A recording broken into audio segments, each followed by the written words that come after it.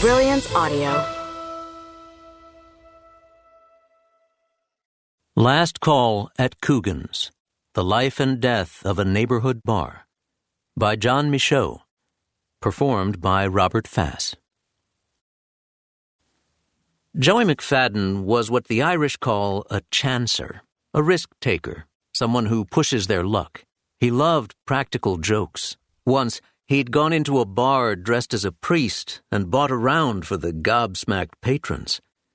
When he was not working or at home in River Edge, New Jersey with his family, Joey could be found hanging out across the Hudson River in one of the saloons in Inwood, the Irish neighborhood located above Washington Heights at the northern tip of Manhattan. The McFadden brothers had grown up in Inwood, where their older cousin George McFadden owned the Inwood Lounge, a neighborhood drinking spot that closed in the 1970s. Though he'd moved to New Jersey to raise his family, Joey, like many of the Inwood Irish, was constantly drawn back to the comforts and familiarity of the old neighborhood, especially its bars.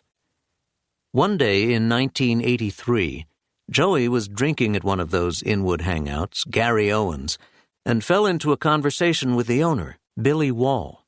Billy told Joey about one of his customers, John Kennedy, who worked in the real estate department at Presbyterian Hospital in Washington Heights. Kennedy had been charged with finding someone to open up a restaurant near the hospital. Apparently, some of the Presbyterian brass had worn out their welcome at the Columbia Faculty Club by regularly getting drunk and unruly. They wanted an Irish bar and grill with white tablecloths, not a deli or an old man joint or a little Spanish spot, which is what the blocks around the hospital currently offered. Kennedy had already talked to dozens of New York bar and restaurant owners, but they had turned him down because of the neighborhood. Nobody wanted to open a place like that in Washington Heights in 1983.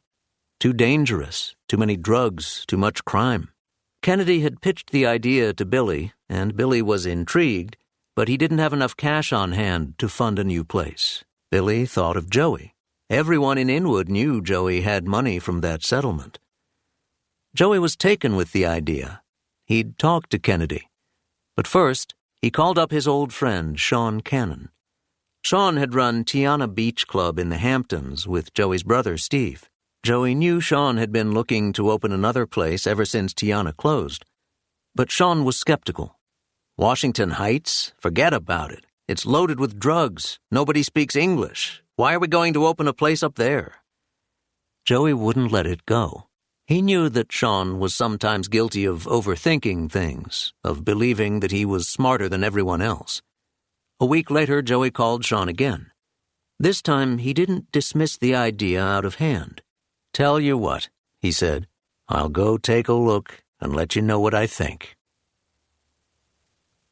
So it was that on a spring afternoon in 1983, Sean Cannon stood on a corner in Washington Heights taking pictures of a row of shops on the far side of Broadway.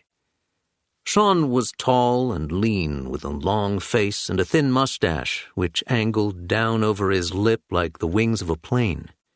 He spoke with a deep, cigarette-roughened voice, choosing his words carefully. He was equally careful about his appearance, dressing in a neat, unfussy way, pressed trousers, collared shirt. The crossroads where he stood was a busy one, Broadway intersecting with St. Nicholas Avenue and 169th Street. By some measure, you could say that it was the heart of the neighborhood, buses and cars circulating in every direction, a major subway station rumbling under his feet. 1 block south was the beige brick citadel of Presbyterian Hospital. A little farther down Broadway was the Audubon Ballroom, where Malcolm X was assassinated. Half a dozen blocks north, the George Washington Bridge conveyed motorists to and from New Jersey and New England. Looking closer, Sean noticed details that confirmed his initial concerns. Nearby buildings were covered in graffiti, and people hanging out on the street corners appeared to be scanning traffic for potential customers. On the other hand, there wasn't much competition.